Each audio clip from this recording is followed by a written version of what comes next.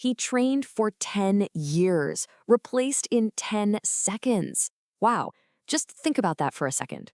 Imagine dedicating a massive chunk of your life to mastering a skill, only to have it wiped out literally in the blink of an eye.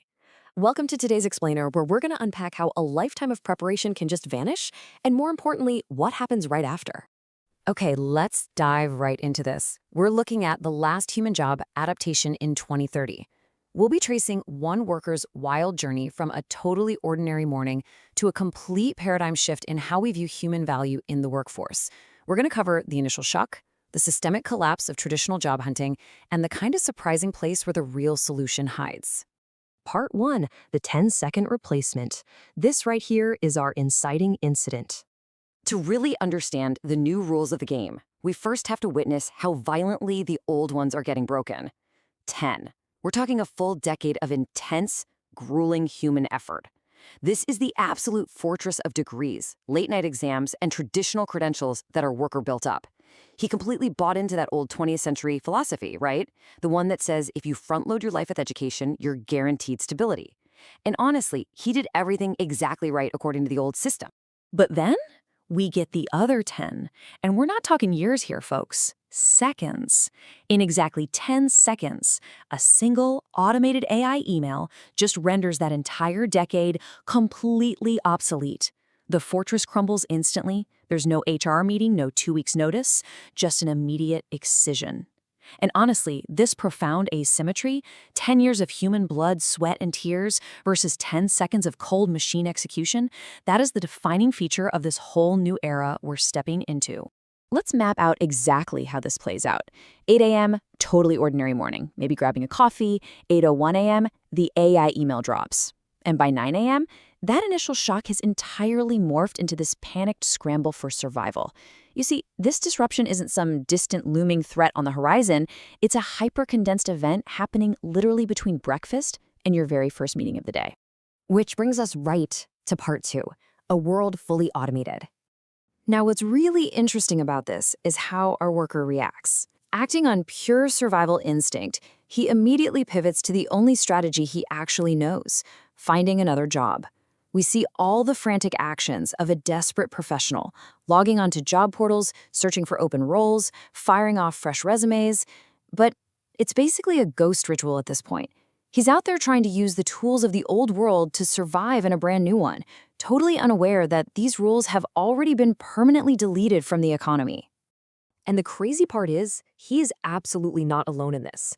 Millions of people are silently facing the exact same fate. It's not loud. There aren't any factory sirens blaring in the streets. No, it happens incredibly quietly through millions of automated emails, locking a massive swath of the professional class totally out of the economy, basically overnight. Let's move on and see how this builds in part 3, kids training the machines. All right, so here is the major pivot point. On the left, you've got the old way, endlessly studying for degrees, acquiring static knowledge just to perform one fixed role. But look on the right, that is the new reality. The next generation, they aren't studying to be the workers anymore. Instead, they are actively engaging with the technology to guide the workers.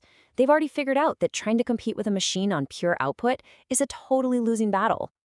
So what does adaptation actually mean here? Well, it definitely doesn't mean just learning some new software shortcut. It's a complete shift in focus, moving away from hoarding static credentials to continuously guiding and training these automated systems. It's kind of like the early days of the internet, you know? People used to literally memorize specific web addresses, but today, we just query a search engine. We shifted from storing the information in our heads to directing a system to go find it. You are no longer the processor, you're the overseer. And kids inherently grasp this natively. They know their true value comes from how effectively they can direct what the AI already knows. Which forces us into the final defining phase of this explainer. Part 4, adapt or disappear. I want to direct this question right to you. Seriously, how do you survive when every traditional job is just gone? If your entire value is tied to a specific, codifiable task, what on earth is your next move? This whole situation demands a radically forward-facing strategy. And this brilliantly illustrates the new rules of the workforce because the exact steps for survival are crystal clear now. Step 1, abandon the reliance on degrees. You've got to decouple your worth from those static past achievements. Step 2, Keenly observe these new systems and figure out where the new value is flowing. And step 3, learn to adapt immediately. Not next year, not after another certification course, right now. You have to make the jump from being the laborer to being the conductor. So the crucial point we're leaving you with is this: survival equals adaptation, not degrees. In a world that literally changes in 10 seconds, clutching a 10-year-old static credential isn't a safety net anymore. It's a massive liability. Take a second and really think about your own role today. Are you banking on a piece of paper, or are you out there actively adapting? Because honestly, that 10-second clock might already be ticking.